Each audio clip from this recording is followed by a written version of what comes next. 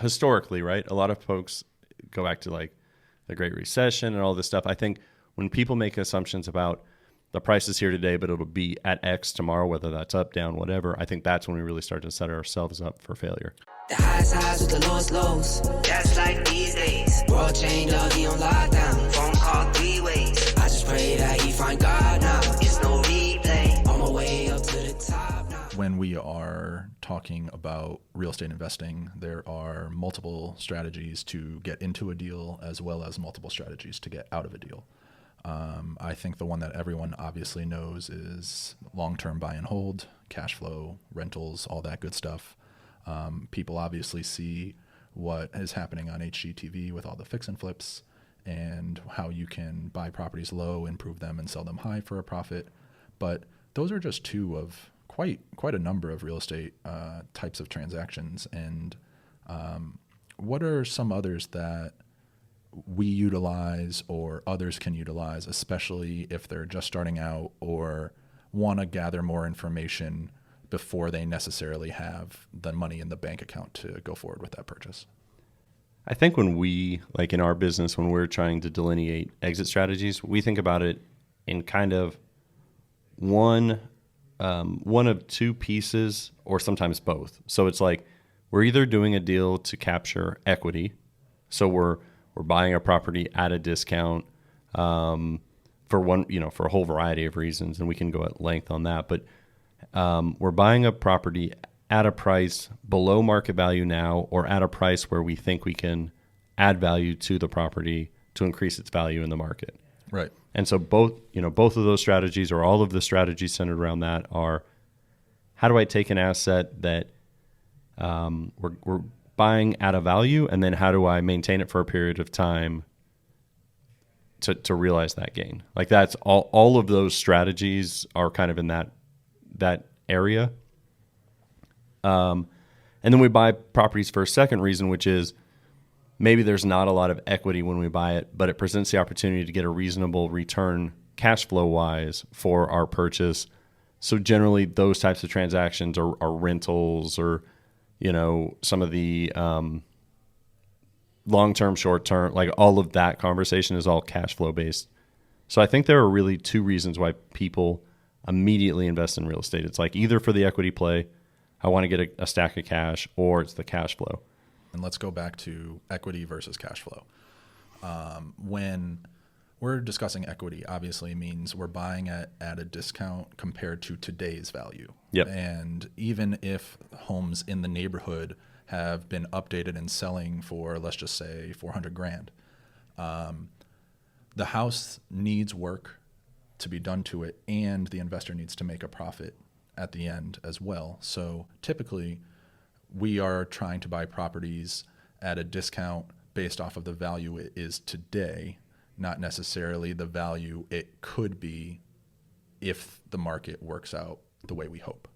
Yep. So equity is buying at a discount, and that discount is cash that is locked into the property as long as market metrics maintain. At today's pricing. At today's pricing. I think that's the important piece. Yes.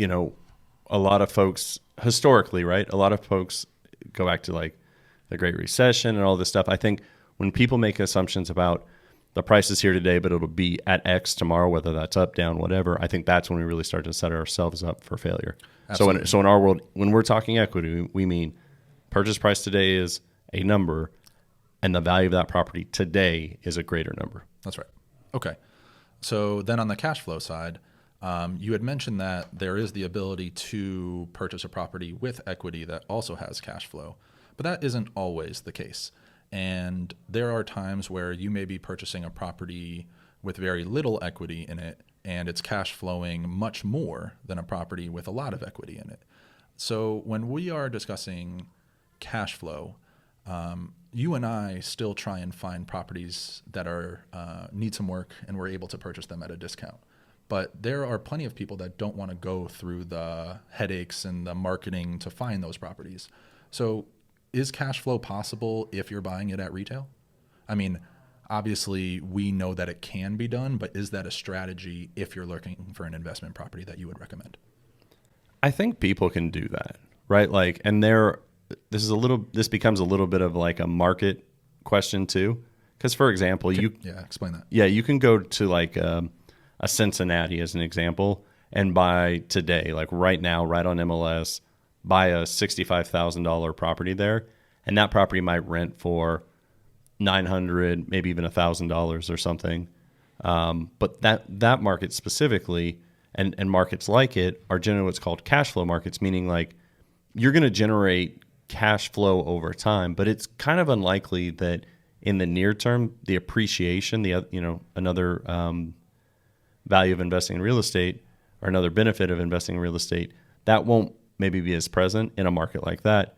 Conversely, you can think about a market like San Francisco, San Diego, places like that, and those are going to be really hard markets to cash flow in because of the expectation of appreciation. And so investors are willing to sometimes even have negative cash flow in some of those markets because they're looking for the benefit of the cash flow or the tax advantages or some of those other things.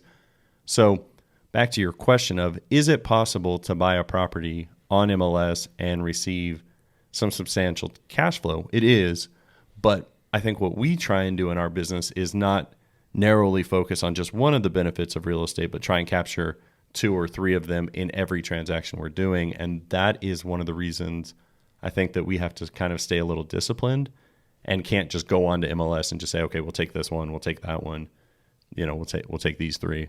That makes sense, and totally agree. And I think it's kind of important to point out that the reason that there are some markets that are cash flow markets is because the purchase price of these homes are generally lower.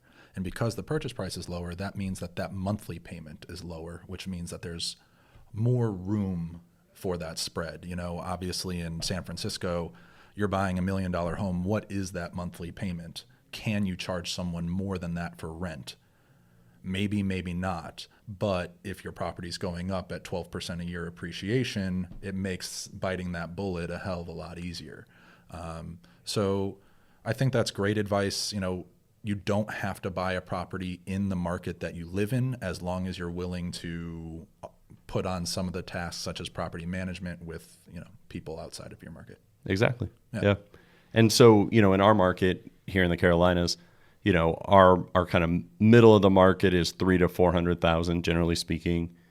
Most of the rentals in our market that are going to meet thresholds that generally investors are kind of gravitating towards are going to be closer to your like 240,000 kind of as a ceiling, and then down to, like 140 probably, something like, some outlying markets are a little different, but that's because of just home prices and monthly payments associated with that. So obviously we're in the greater Charlotte metro. Home prices are very expensive here, and places as Raleigh or Columbia compared to secondary and tertiary markets still within the Carolinas, where we can potentially identify cash flow opportunities. Right. Exactly. Cool. Way up to the top now, that's on me